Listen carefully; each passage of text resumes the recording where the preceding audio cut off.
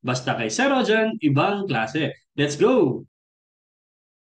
Okay, welcome muli sa ating klase. Sa video na to, pag-uusapan natin ang Article 1224. Dito sa article na to, dinidiscuss ang tungkol sa joint indivisible obligation. Pero ang focus naman natin ay tungkol sa effect kung sakaling nagkaroon ng breach. Ano nga ba mangyayari sa isang joint indivisible obligation pag nagkaroon ng breach? Ano nga ba? Ready ka na? Sige, start tayo. Let's go! Ayan, sige, basahin muna natin. Article 1224. A joint indivisible obligation gives rise to indemnity for damages from the time any one of the debtors does not comply with his undertaking. The debtors who may have been ready to fulfill their promises shall not contribute to the indemnity beyond the corresponding portion of the price of the thing or the value of the service in which the obligation consists. So dito sa Article 1224, connected ito dun sa 1209. Okay? Kasi yung 1209 ay tungkol siya sa indivisible obligation din. Okay? So, balikan ninyo yung 1209 lecture natin para may karagdagan tayong discussion bukod dito. So again, una muna, define muna natin ano nga bang ibig sabihin ng joint indivisible obligation. So, joint indivisible obligation. Okay? Obligation. So again, joint indivisible obligation. So dun sa indivisible, ang ano natin dito, ang tinutukoy natin dito is yung object. Okay? Yun namang sa joint, edi yung parties. Kung anong klaseng obligation ng meron sila, no? Kung sila ba'y hati-hati or sila ba ay sama-sama. Okay? Ang general rule natin ulit, kapag silent yung problem, kung anong klaseng obligation, ang presumption natin, joint. So if silent, ang presumption natin, joint. So, presume, joint. So, may discussion din tayo niyan. Kapag hindi sinabi kung anong klaseng obligation, kung joint ba or solidary, ang presumption natin dyan ay joint obligation. Tapos, pinagsama pa siya sa indivisible. Okay, so therefore, ang definition natin ng joint indivisible obligation, ito yung obligation kung saan si debtors or si creditors are jointly bound pero yung prestation ay indivisible. So ito na nga yun.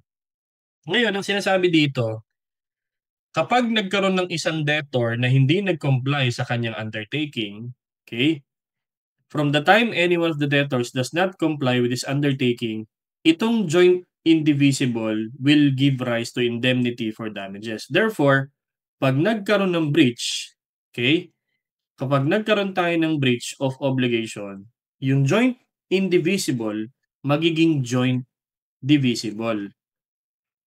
Kasi yung prestation, itong object na indivisible dahil nagkaroon ng breach kasi itong isang debtor hindi siya nakiki-cooperate, ayaw niya, nagkaroon ng demand, ayaw mag-fulfill nitong isang debtor, pero dahil hindi yan putol-putol binabayaran, hindi tuloy makapagbayad yung iba kahit gusto nila kasi indivisible yung object. So dahil nagkaroon ng breach, yung object will now become divisible. Okay? Magiging divisible na siya and it will now pertain to money. Okay? So ito yung tinatawag nating damages. Yan. So anong binubuo nito? Itong money, bukod dun sa damages, edi yung equivalent value ng object, yung price of the thing. Price of the thing or value of the service kasi pwede rin namang service eh. Pero ayaw mag-perform. For example, halimbawa SB19, magko-concert sila. Tapos itong isang member nila ayaw mag-concert. So kailangan nilang bayaran yung mga tickets kasi ayaw lang niya. Kailangan nilang bayaran yung mga tickets, no?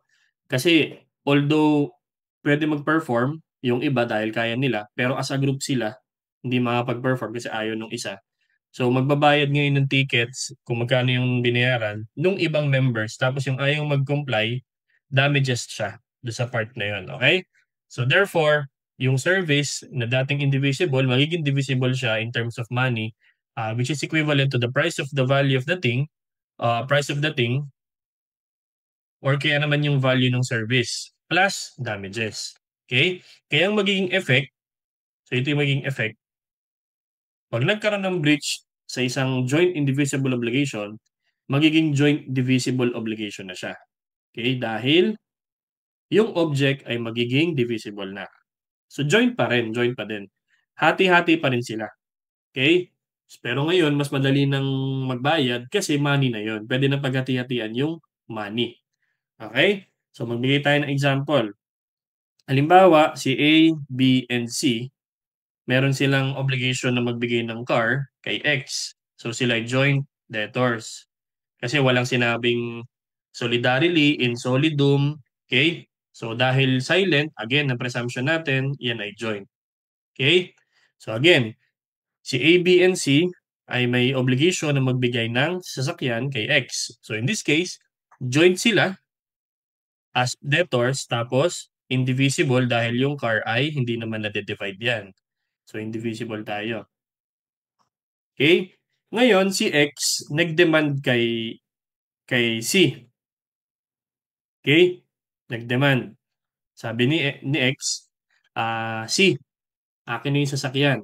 O kapag nag-demand, kailangan mag-comply. Otherwise, made-delay. Sabi ni C,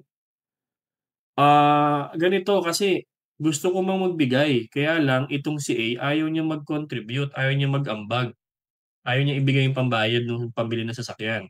So itong si A, ayaw niya, no? Does not comply. Yan, does not comply. So ano mangyayari? As far as B and C is concerned, wala dapat silang damages. Kasi willing silang mag-comply eh. Itong si B willing mag-comply, si C willing mag-comply, ito ayaw. Eh dahil joint at saka indivisible yung car, okay? Hindi pwedeng ibigay nung B at C kung ano lang yung parte nila sa sasakyan. Kasi indivisible yung car eh. Therefore, the effect is that si A, B, and C, yung car magiging money. Yan. So this will now become money. Yung car magiging pera. So ngayon, kung meron mang value na 100,000 ang sasakyan, 300,000 itong sasakyan, so 300,000 silang tatlo, okay? Plus damages. Yan. So mangyayari, hati-hati sila, si C, 100K ang ibibigay kay X, si B, 100K ang ibibigay kay X, si A, 100K ang ibibigay kay X plus damages. So siya magbabayad nun. Kasi hindi sila solidary. Problema yan kapag solidary. Kasi lahat sila liable sa damages. Kahit na isa lang ang may kasalanan, kasi solidary sila eh. All for one for all sila. So buti na lang, sila ay joint ang obligation. Kaya naman, si B at si C, nakalagay dito, those debtors, the debtors who may have been ready to fulfill, shall not contribute to the indemnity beyond the corresponding portion of the price of the thing. Ibig sabihin, kung ikaw naman yung debtor na willing mag-comply or mag-fulfill, ang babayaran mo lang ay kung magkano talaga yung value. Okay? No thing in terms of money. So yung hati lang nun, yung portion lang na babayaran mo. Pero si A na liable sa damages, siya magbabayad lang. Okay? Pwede bang i-insist ni X kay C? Sabi ni X, C, ikaw na magbayad ng damages, singil mo na lang si A. Total, debtors naman kayo eh.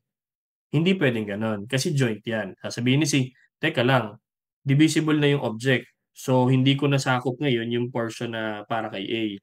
At saka pwede natin paghatian yung money. So, kung yung value ng sasakyan ay 300,000, tatlo kami, tigo 100,000 kami. So, bahala kang maningil kay A kasi hindi naman sa akin yung damages na yan. Kasi joint ang obligation namin. Okay? So, yun. Dito nagtatapos yung ating 1224. It's very simple. It pertains to the obligation which is joint and indivisible at the same time. Anong maging effect sa kanya kapag nagkaroon ng breach? So, joint pa din, pero divisible na.